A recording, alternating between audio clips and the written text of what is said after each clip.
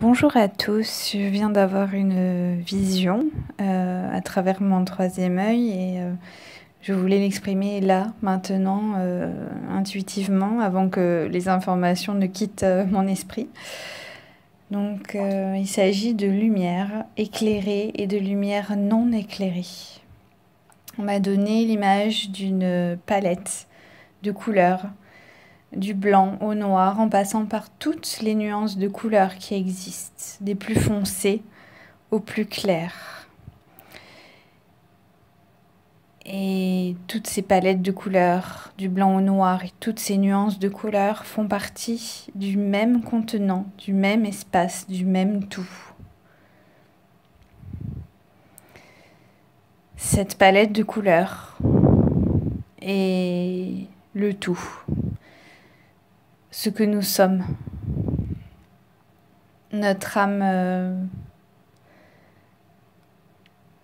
principale qui regroupe toutes nos petites âmes, c'est-à-dire toutes les morceaux d'âme qui sont nos vies simultanées, qui sont vécues en même temps, dans des moments, dans des endroits et dans des conditions différentes, dans des enveloppes différentes, qu'on appelle vie antérieure, qui sont tous reliés à la même âme.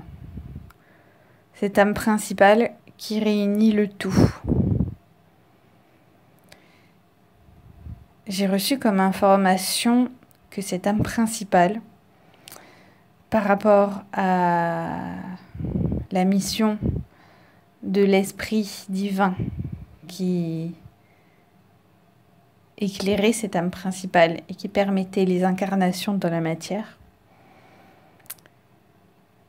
expérimenter différentes couleurs, différentes nuances, différents tons dans cette palette, allant du blanc au noir, du plus éclairé au moins éclairé.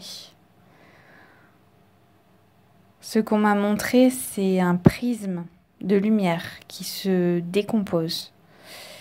Cette lumière éclairante est plutôt de l'ordre transparente, lumineuse, très brillante, qui pourrait s'apparenter à du blanc, mais qui finalement regroupe le blanc et qui n'est pas du blanc pur, comme le blanc qu'on peut percevoir sur une feuille de papier par exemple. C'est une lumière beaucoup plus éclairante, une lumière beaucoup plus intense, plutôt sur des tons étincelants, dorés blancs, très profondes, que ce prisme de lumière contenait toute cette palette de couleurs.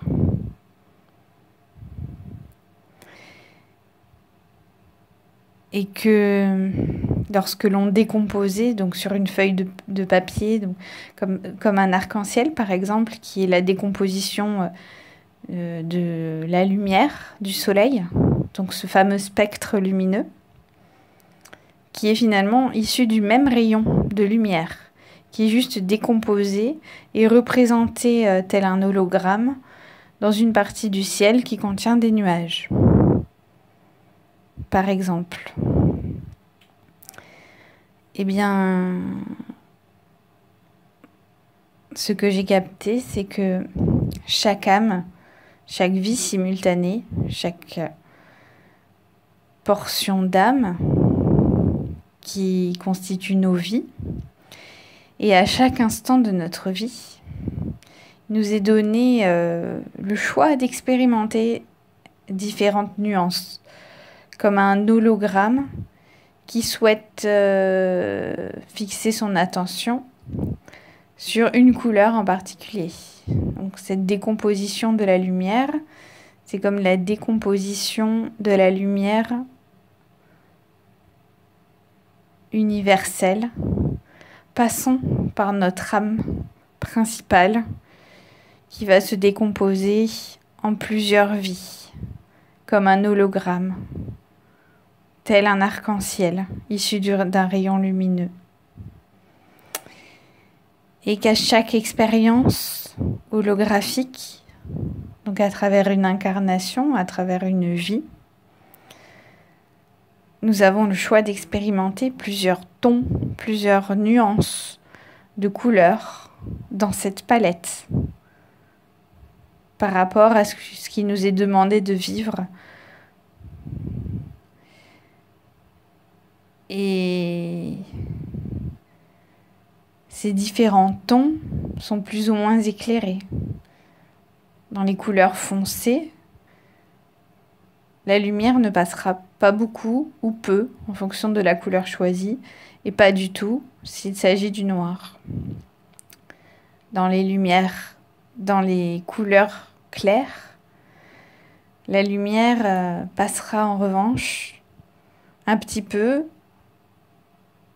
un peu beaucoup, énormément ou complètement. Et le blanc va refléter cette lumière.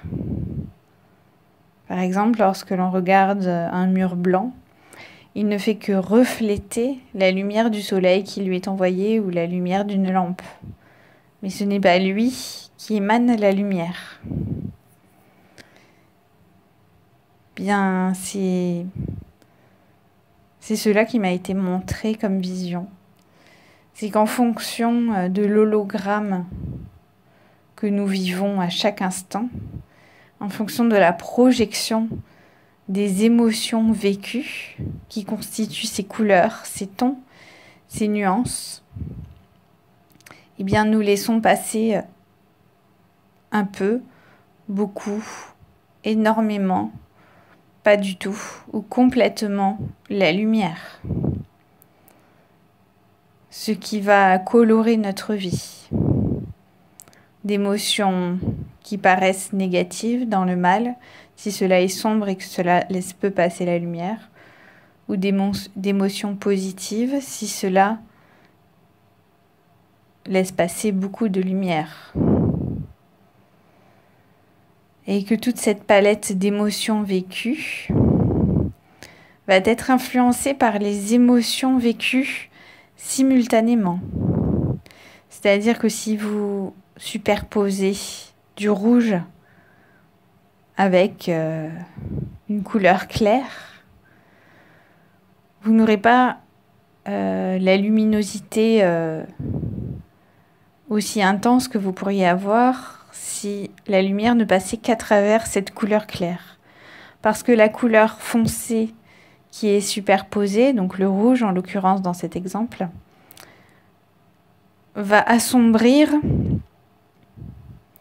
la couleur principale et va donner un nouveau ton de couleur. Donc même si une partie de votre âme principale, c'est-à-dire votre vie actuelle ou une de vos vies, est dans un ton clair et paraît lumineux à la base, étant superposé à d'autres couleurs plus sombres, le résultat final de superposition va finalement faire une couleur beaucoup plus sombre.